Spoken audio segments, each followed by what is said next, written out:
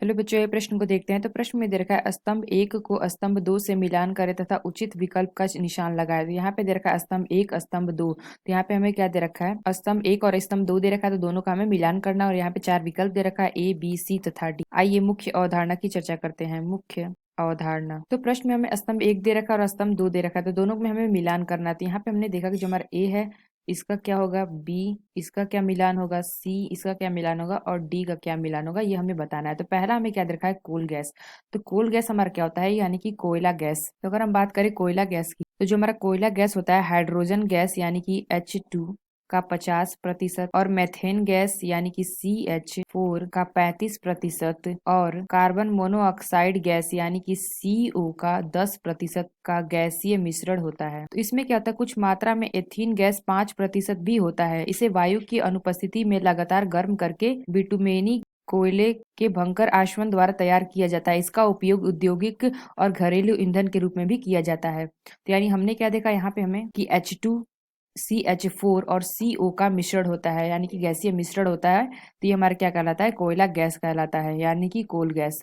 तो यहाँ पे हमने देखा कोल गैस, इसका सही मिलान क्या होगा, तो ये हमारा हो जाएगा H2, यानी कि हमने क्या देखा था, हाइड्रोजन मीथेन गैस और हमारा क्या है, कार्बन मोनोऑक्साइड गैस का ये गैसीय मिश्रण होता है। यानी कि हमने क्या देखा, जो हमारा पहला है इसका हमारा हो जाएगा तीसरा मिलान। तो बी क्या दे रखा है, संश्लेषित गैस बी। तो जो हमारा संश्लेषित गैस होता है उसे हम संश्लेषित गैस, तो इसे हम सीन गैस भी कहते हैं, सीन गैस। तो जो हमारा संश्लेषित गैस होता है, यह एक गैस मिश्रण को दिया गया है यह नाम। तो जिसमें क्या होता है, जिसमें इनमें क्या होता है, कार्बन मोनोऑक्साइड यानी कि CO कार्बन मोनोऑक्साइड तथा हाइड्रोजन यानी कि H2 की विभिन्न मात्रा पाई जाती है। तो यहाँ पे हमने क्या देखा, संश्लेषित गैस जो कि नाम होता है गैस मिश्रण को दिया गया है, जो कि हमारा क्या होता है, जिसमें कार्बन मोनोऑक्साइड और हाइड्रोजन की विभिन्न मात्राएं पाई जाती हैं। तो यानी हमने क्या देखा, हमारा संश्लेषित गैस का कौन सा विकल्प सही होगा। तो यहाँ पे अगर हम देखें तो किसमें कार्बन मोनोऑक्साइड यानी कि CO तथा हाइड्रोजन है यानी कि H2। तो यहाँ पे हमने देखा जो हमारा पहला दे रखा है COH2, तो यह विकल्प हमारा सही होगा, यानी कि बी का हमारा क्या हो जाएगा, पहला। तो सी क्या दे रखा है, प्रोड्यूसर गैस।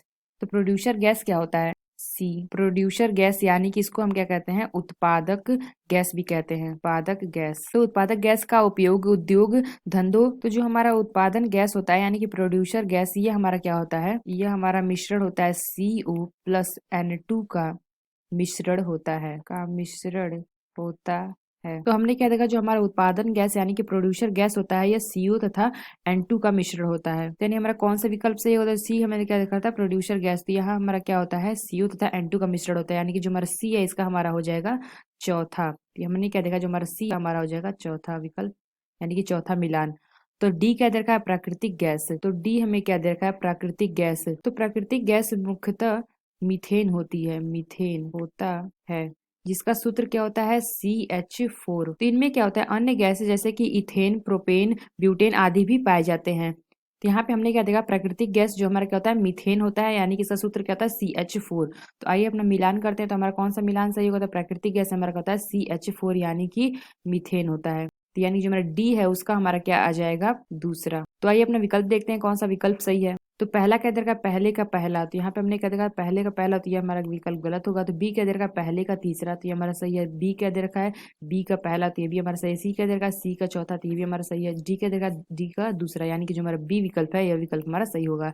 तो आशा करते हैं आपको समझ में आया होगा। धन्यवाद।